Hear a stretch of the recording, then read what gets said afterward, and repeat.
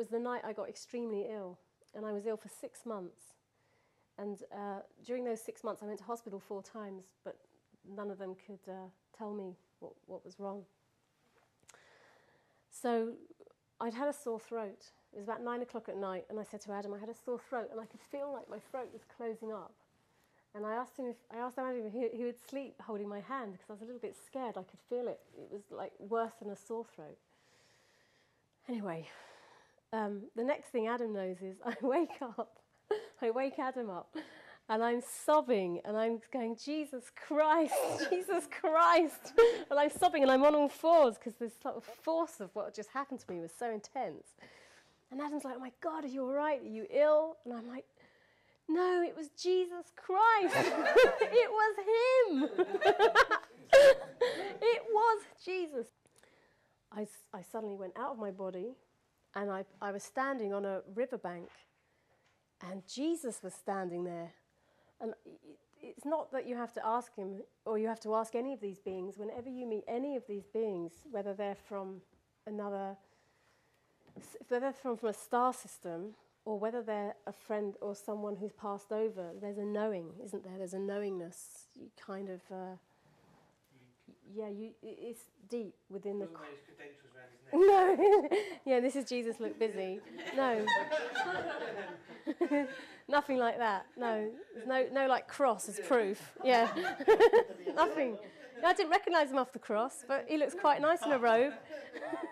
So anyway, he's standing there in his robe, whatever, and he's next to a boat, and and this energy was pouring into me. He was about 20 foot away, so it's the energy's all around, and it's like, and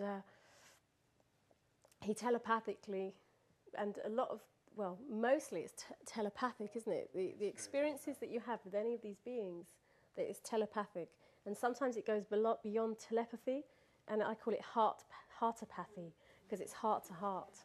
So it bypasses the mind entirely. So,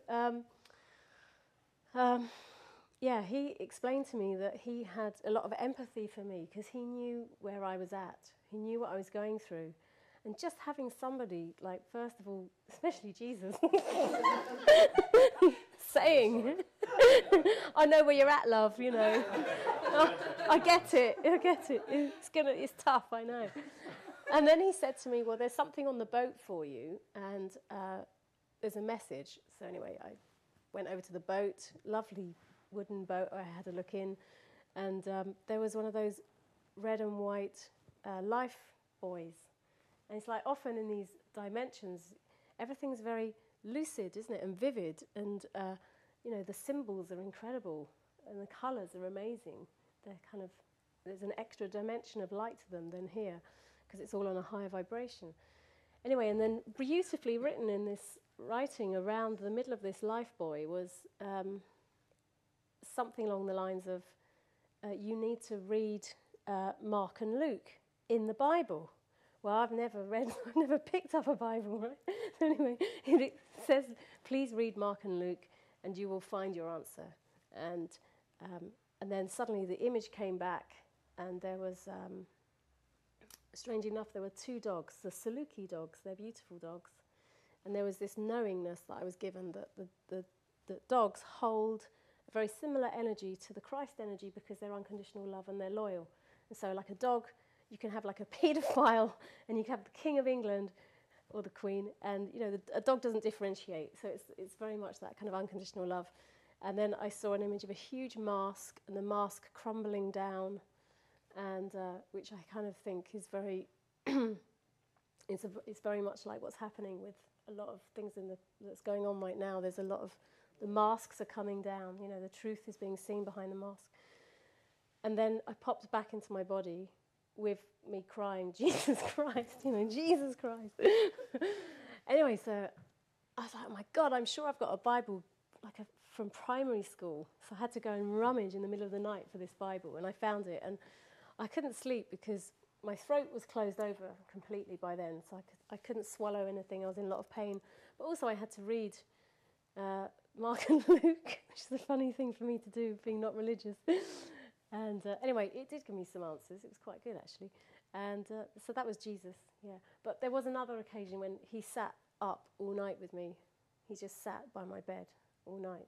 That was amazing as well, yeah. But, So you know, what does he look like then? what does he look like?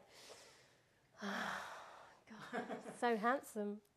He's really handsome. Yeah, yeah. He's quite. He's a dish. Yeah, he's a bit of a dish. He's very pleasing to the eye. Yeah, the kind of, well, you see, I think that what happens is that when we come out of our bodies, we are pure energy. So we're not really, we're the essence of who we are. We're not female or male, but we like to, I mean, I still feel like I'm me. I reason in my mind as I am here in my physical body. So I think when we see these beings, and they're extraordinary, some of them, you know, they're very, very beautiful. Jesus appeared to me as you kind of would archetypally see him. I mean, maybe Jesus is black, I don't know, but he appeared white to me. Yeah, he had a beard, a few flowing locks going on. But really, it's not really so much what he looks like. It's the essence. Yeah, the energy, and that's what you really feel. You just feel it sort of flooding over you. But I just want to say Jesus wasn't religious. That's the whole point, because I'm not. I thought, you know, I realised that Jesus wasn't religious either. That's the whole point of Jesus. He was coming along going, what are you all on about?